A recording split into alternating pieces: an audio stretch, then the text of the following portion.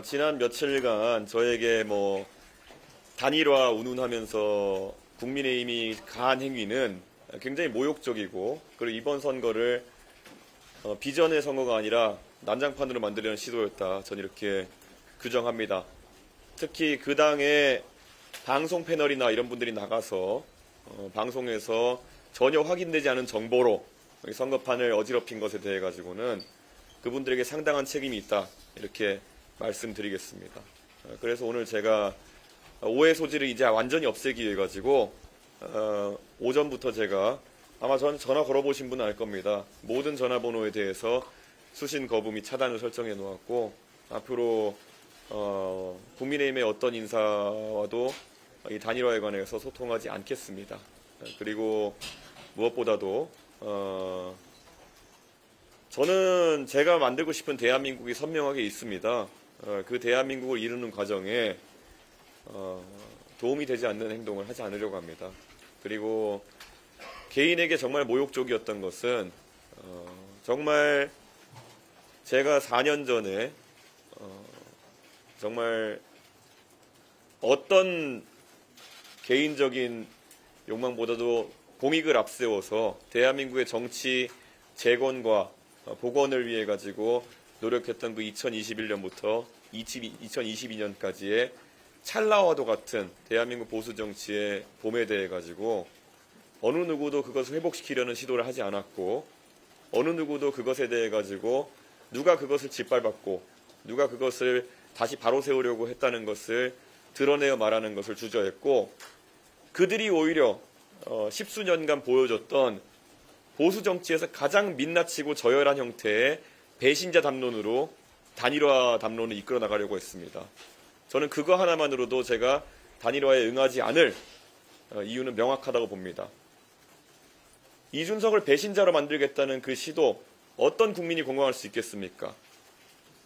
그런데 저는 정말 핸드폰에서 문자 메시지함을 올릴 때마다 무한한 모욕감을 느낍니다.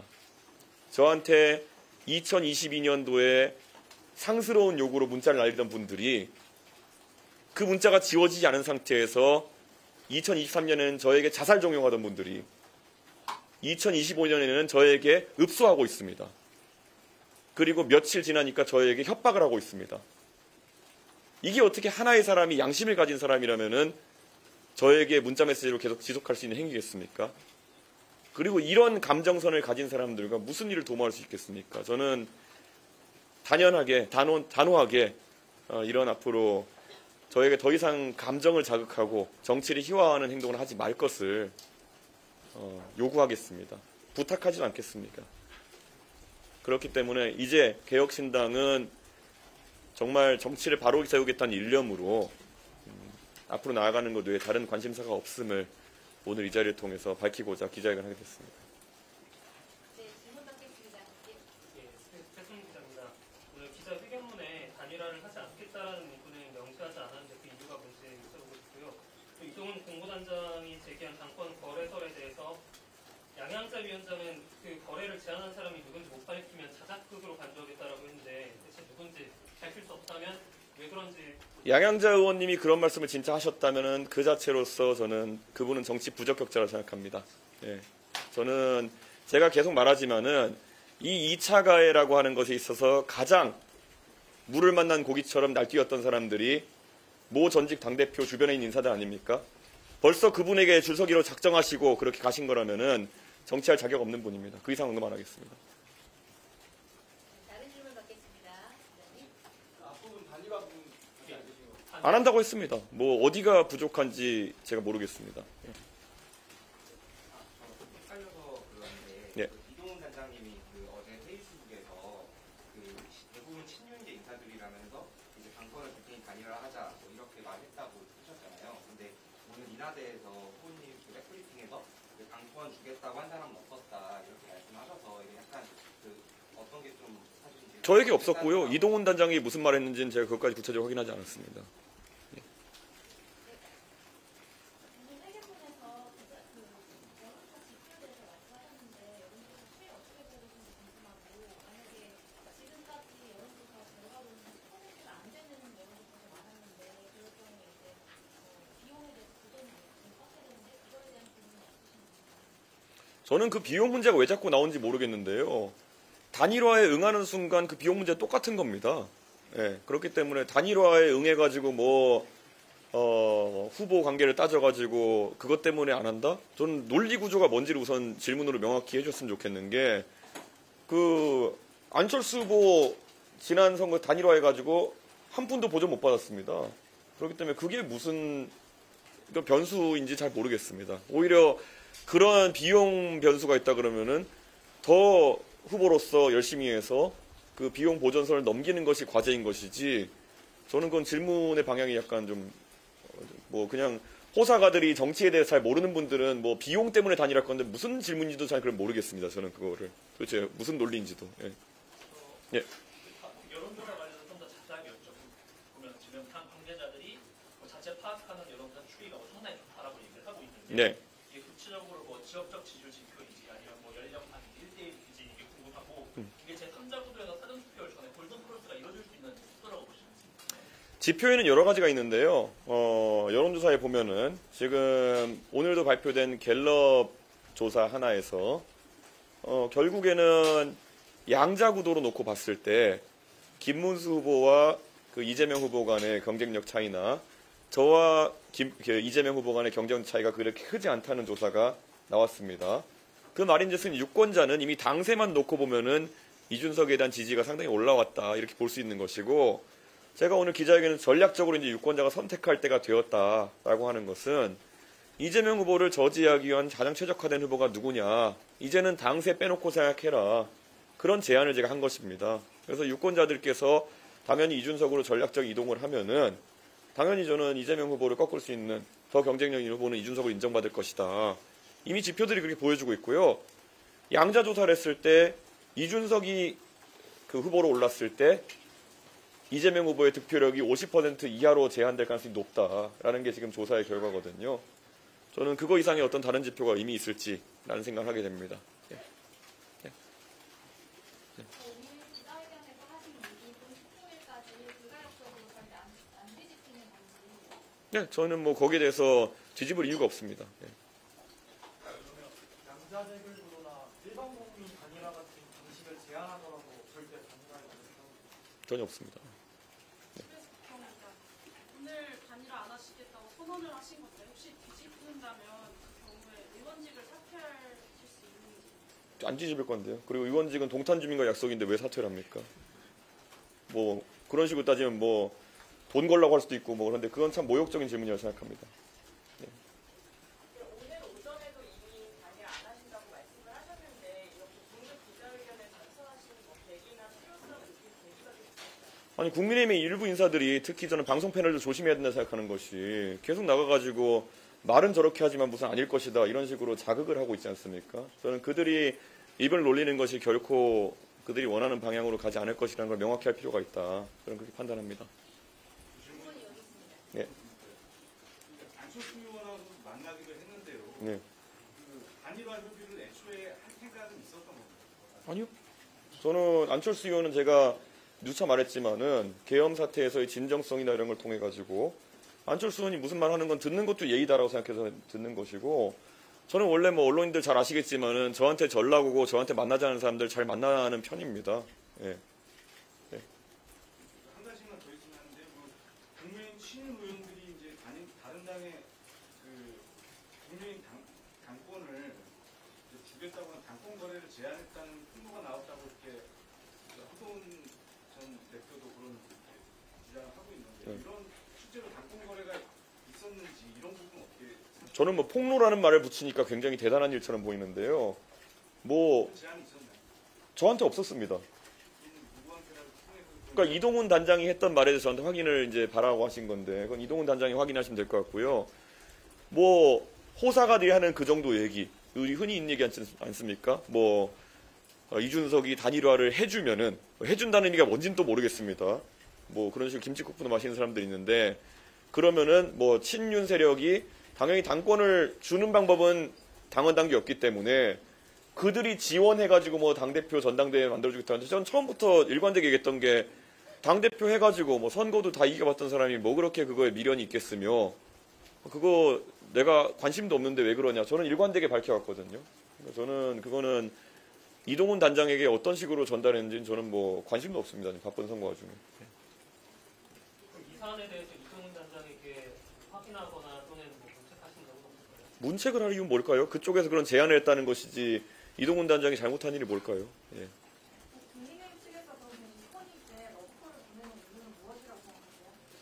전략의 한계라고 보입니다. 그러니까 예전에 2020년 총선에서도 황교안 대표 체제하에서 저는 누차 이미 그 시대착오적 발상이라고 하지만은 뭉치면 이긴다 같은 거 하다가 180석 당하고 그러지 않았습니까? 저는 국민의힘의 선거 전략은 한 번도 업그레이드된 적이 없다. 짧은 찰나와도 같은 김종인 인석 체제 하에서 빼놓고는. 예. 예. 이렇게 이위원장님께서 계속 찾아가서 단일화 관련 말씀 여쭙겠다고 하는데 그럼 앞으로 단일화 때문에 찾아가겠다고 하시면 만나지 않으시겠어요? 저는 지금까지도 안 만났습니다. 예. MBN 김현인데요.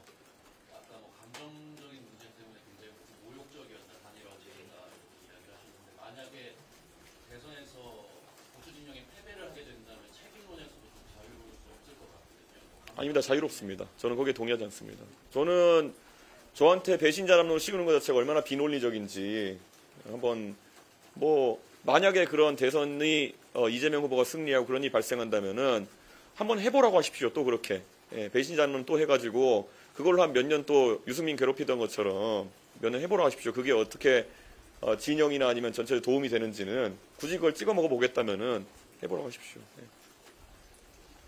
다른 질문 더 있으신가요? 네, 후보님 여기 있습니다. 네.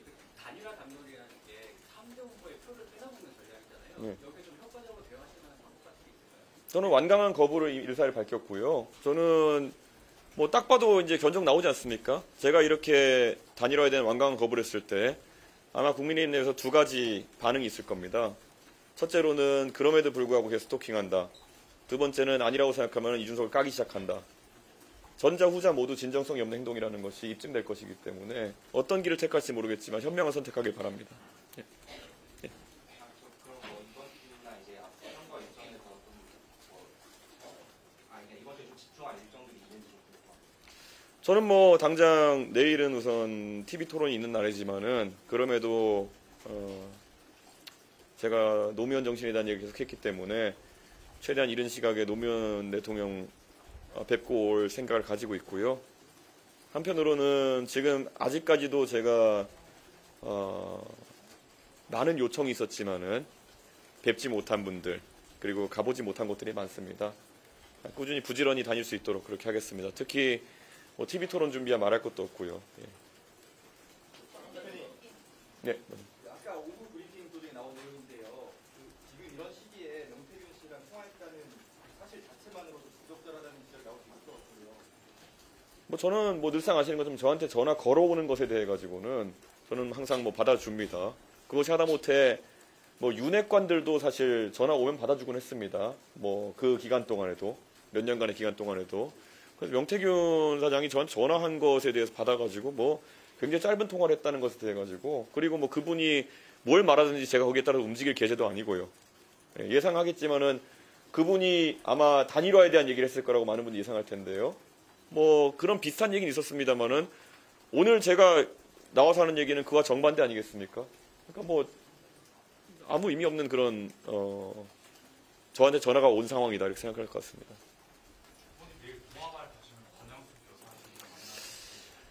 TV 토론이 있기 때문에 아마 그렇게 권양수 여사 뵙고 이렇게 오는 일정까지는 소화하지 못할 걸로 예상되는데요. 한번 일정은 확정되면 언론인들께 저희가 말씀드리도록 하겠습니다.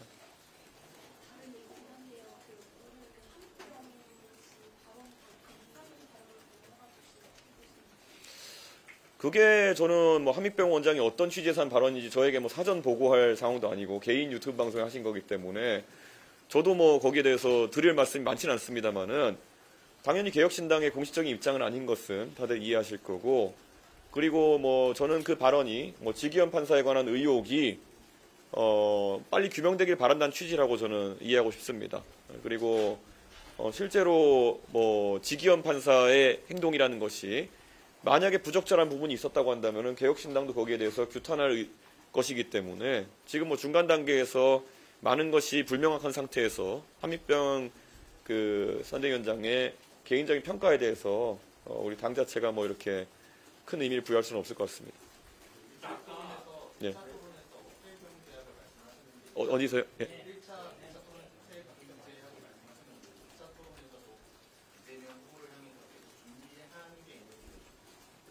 호텔 경제학도 제가 딱히 뭐 준비했다고 보기는 어려울 것 같습니다. 예, 이재명 후보가 뭐 논란이 워낙 많은 분이기 때문에 어떤 총을 꺼내들지는 그때 즉석에서 그냥 생각하려고 합니다. 근데 이재명 후보가 사실 호텔 경제학이라는 것이 저는 가볍게 그냥 질문하고 제가 그때 토론에서 얘기했듯이 이재명 후보가 해명할 수 있는 기회를 좀 드리려고 한 것인데 뭐 어제까지도 그게 이어지는 거 보니까 뭐 국민이 이걸 국민을 대상으로 하신 발언인 것 같은데 이걸 못 알아들으면 바보라는 식으로 말씀하시는 거 보면서 상당히 놀랐거든요. 아니 국민이 본인이 내세운 정책이나 아니면 관점에서 잘 이해하지 못하시면은 조금 더 자세히 설명드리고 이해를 구하는 것이 정치인의 숙명인데 그거를 모르면 바보다 식으로 해버리시니까 저도 뭐 당황해가지고 이제 좀 두렵습니다. 이분이 어디까지 튀어오를지를. 예, 좀 그런 상황입니다. 앞서 이재명 대표 향해서 프랑에서 돈을 펌프도 포퓰리즘이라고 비판하셨는데 네. 윤석열 정권의 감정 정책에 대해서 어떻게 평가하시는지 또 좀 앞서가시면 대통령이 계신다면은 이정원 정책가 증세도 할 수 있는지 국지적 확대를 위해서 또 앞서간 점을 좀 부탁드립니다. 저는 뭐 이 질문의 취지가 뭔지 잘 모르겠지만은 윤석열 정부에 대해서 평가할 지금 계제는 아닌 것 같고요. 저는 윤석열 정부에 대해서 대립각을 많이 세워온 인사이기 때문에 그리고 이재명 후보가 스스로 돈을 그렇게 쓰는 게 무슨 문제냐라는 취지의 또 발언을 최근에 했습니다. 그렇기 때문에 뭐 저는 그게 문제인지 모르는 것 자체가 문제라고 생각합니다. 그래서 이재명 후보가 굉장히 그 정치의 시작을 불교부 단체인 성남시장으로 시작했기 때문에 돈 쓰는 것에 대한 관점 자체가 왜곡되어 있는 것이 아니냐. 본인이 성남시장이었고 돈을 펑펑 쓸 수 있는 위치였기 때문에 마음대로 이렇게 퍼줘도 된다라는 인식을 아예 내재화된 것이 아닌지 좀 궁금합니다. 실제로 성남시장 하실 때 신나게 쓰시던 것에 비해 가지고 조금 규모가 커지니까 경기도지사 하시니까 예전만큼 뭐 그렇게 돈 쓰는 거로 빛을 못 발하셨거든요. 그런데 이제 대한민국 고가는 좀 탐나는 모양입니다. 예. 제가 본 파퓰리스트 중에 제일 지독한 파퓰리스트입니다. 다음 방송 전화 인터뷰 네. 저희가 한익병 네. 위원장의 그 발언 자체가 부적절하다고 보지는 않습니다. 당연히 부적절하죠. 그런데 그거에 대해서 뭐 누가 그게 옳다고 생각하겠습니까? 예. 예. 네, 감사합니다. 부적절하고 불필요하다고 봅니다, 저는.